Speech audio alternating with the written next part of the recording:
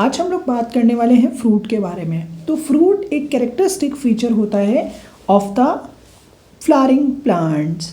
तो अब हम बात करेंगे फ्रूट डेवलप्ड कहाँ से होता है।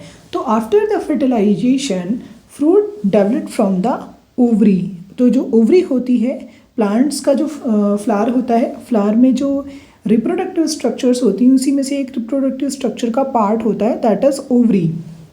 तो ओवरी से डेवलप्ड होता है आपका फ्रूट। फ्रूट आपका दो तरीके का होता है, पहला होता है true fruit, the second one is false fruit. False fruit क्या होता है, वो फ्रूट होता है जो कि ओवरी इसकी जगह किसी और पार्ट से डेवलप्ड हो, चाहे कैलिक्स हो जाए, कोरोला से हो जाए, या किसी और स्ट्रक्चर से पार्ट जब डेवलप्ड हो जाता है तो हम उसको फॉल्स फ्रूट बोलते हैं। फॉल्स फ्रूट का एग्जाम्पल है आपका एप्पल एंड स्ट्रॉबेरी।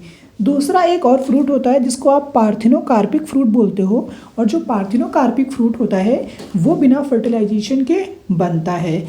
इसका एग्जाम्पल है बनाना, और इसमें सीड नहीं होते हैं, और इनको वर्जिन फ्रूट भी बोला जाता है यार, मतलब मेरी तरह है। आगे बात करेंगे।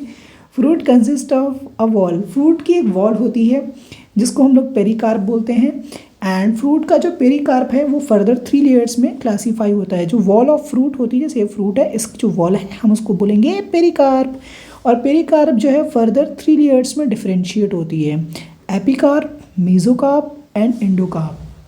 जो मेसोकार्प होती है वो edible part of the fruit होता है जिसको हम खाते हैं, और जो इंडोकार्प होता है बहुत ज़्यादा टफ होता है, बहुत ज़्यादा रफ होता है। एपिकार्प आउटर लेयर होता है, और मेसोकार्प फ्लैशी एडिबल पार्ट होता है ऑफ द फ्रूट।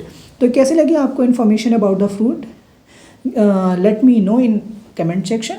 और अगर आप इसी तरीके से मुझसे पूरा सिलेबस पढ़ना चाहते हो for 11th-12th biology and 9th-10th science and 6th 7th 8th is also science, mathematics, English, history, economics, all subjects, so you can WhatsApp me on number 8467942199, and जो हमारी टीम है वो आपसे कांटेक्ट कर लेगी। Thank you very much.